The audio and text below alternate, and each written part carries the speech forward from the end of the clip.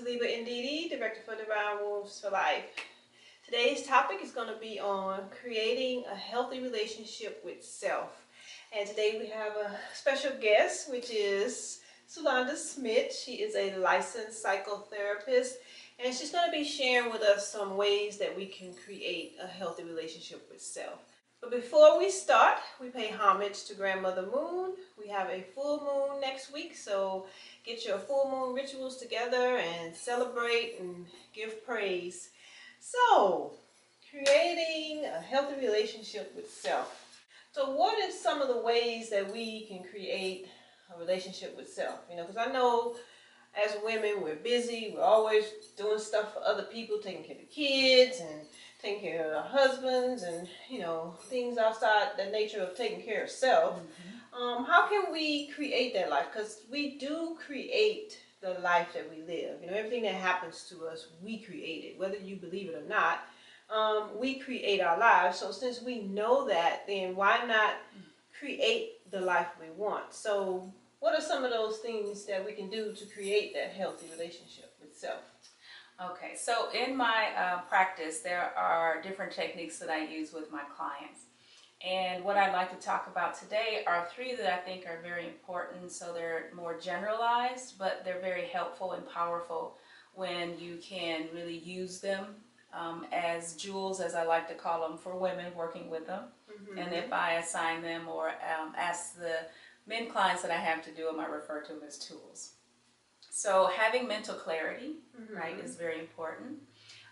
Knowing your purpose or purposes, mm-hmm. right, and actualizing them is important. And also setting boundaries, right? Yeah. That's very important, especially for women. Yeah. So I want to talk about those today. Okay, so what are some of the things we can do for mental clarity? Well, I don't know if you know this or not, but we actually have about 70,000 thoughts a day. Yeah, you do. And 70,000 thoughts could go with, oh, that shoes do not go with that blouse, whether it's on ourselves or somebody else. Yeah. Right? I can't believe you just cut me off to, should I have chai latte today, or frappuccino.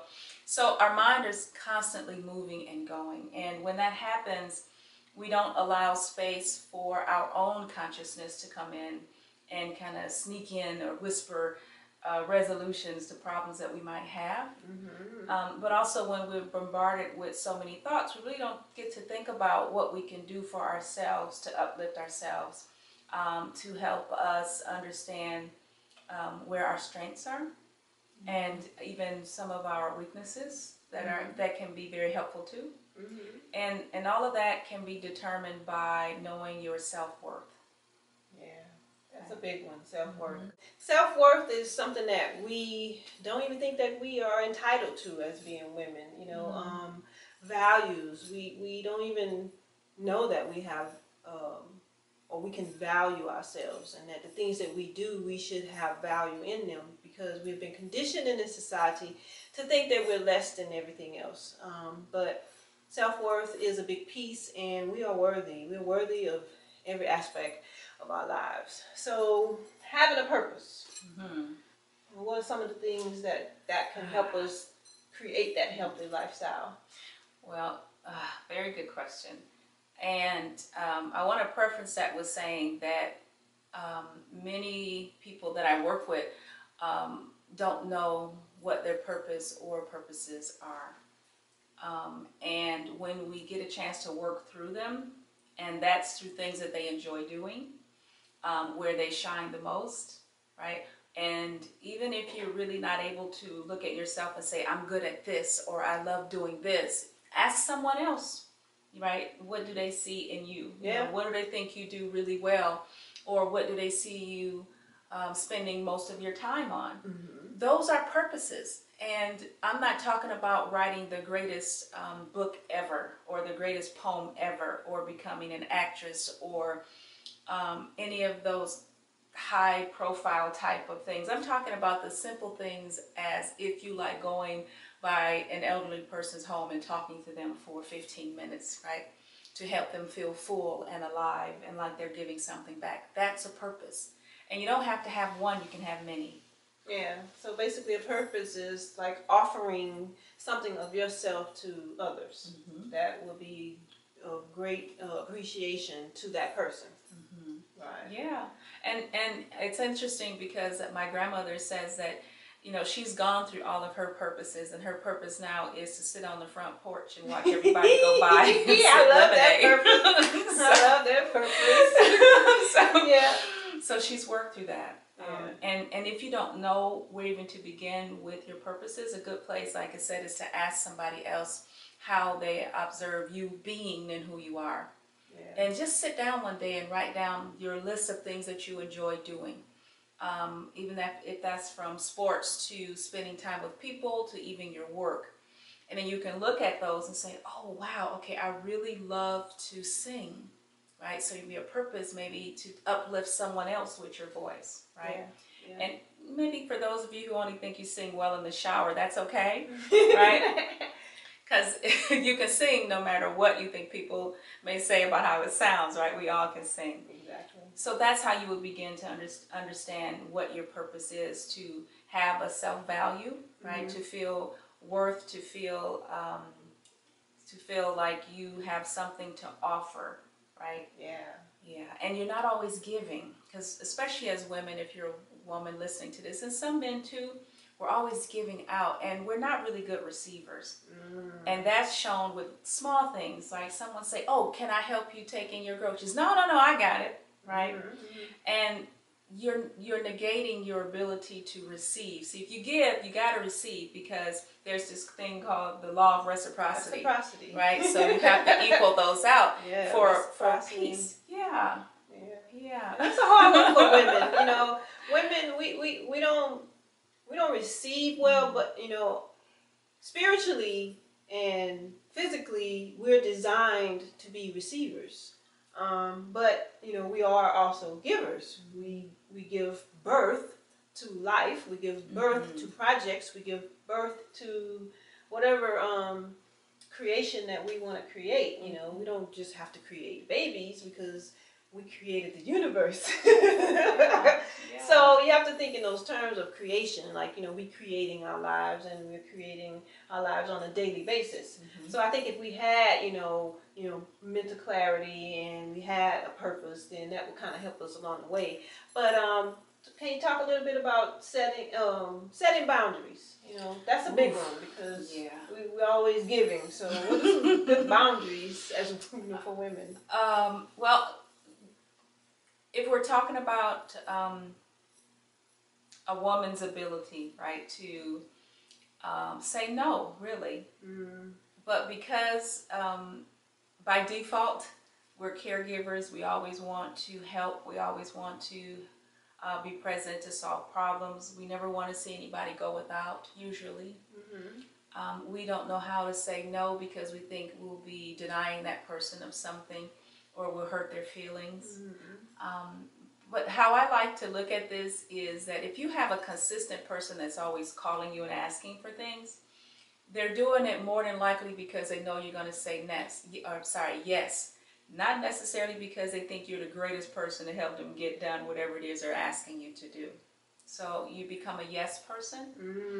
And when you don't say no and you're always giving out, it's like having a glass of water, right?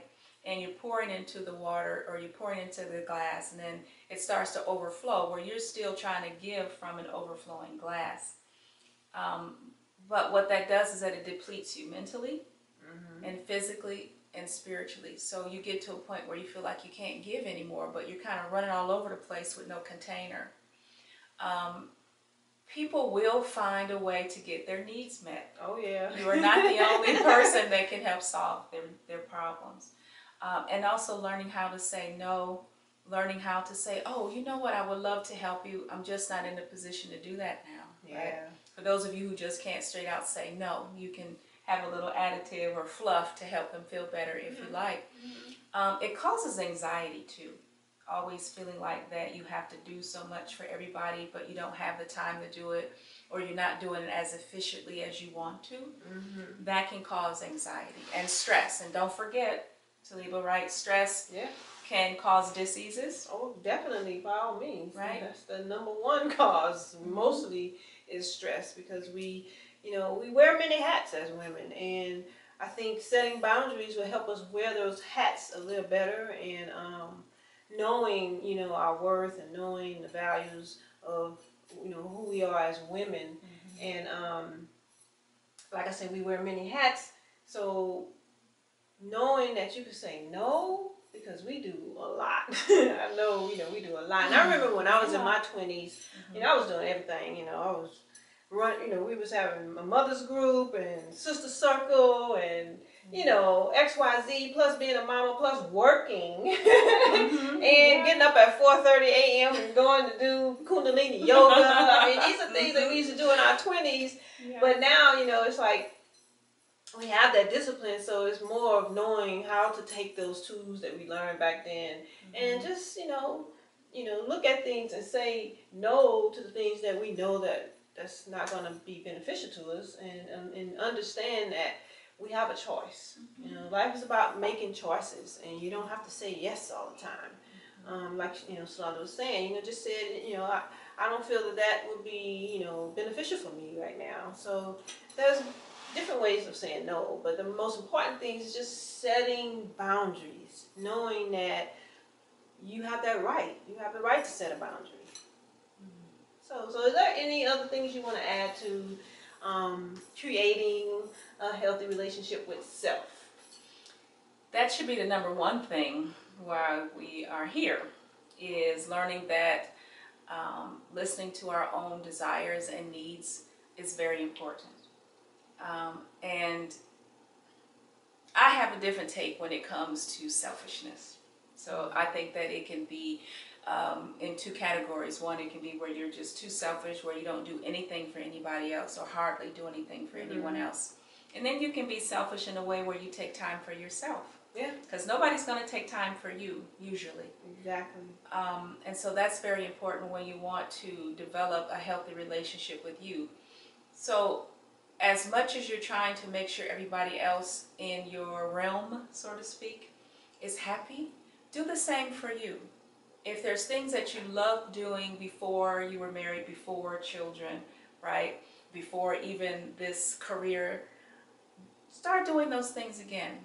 If it was dancing, if it was boating, if it was hiking, if it was crocheting, if it was going out with friends, try to find space for that again. And playfulness, that's so important. I try to laugh every day, if not all day, if I could, right? Because it, one, helps actually heal the body. So I call them happy cells. It creates endorphins, but it also helps the body and kind of gives the body permission to release stagnation of anxiety and worry, because we can always find things to worry about. Yeah. So thank you so much, Solanda, for sharing your wisdom with us on creating a healthy relationship with self. And for those who want to get in contact with you, how can they do so? There's two ways. You can go to my website at www.lovehealth-addiction.com, and I'll spell that out. That's LOVEHEALTH-addiction.com, and you can also email me at info@loveaddiction.com. And also, I like to share what it is that my specialties are, and those are sex and love addiction, childhood sexual abuses, eating disorders, and identity issues. I also work with people on relationship issues, such as with couples too. Wonderful. So like the video if you like, please subscribe to my channel, and also visit my website, divinewombsforlife.com, and sign up for my free ebook, Womb Sense, Balancing the Sacred Womb. And I'll see you in 2 weeks.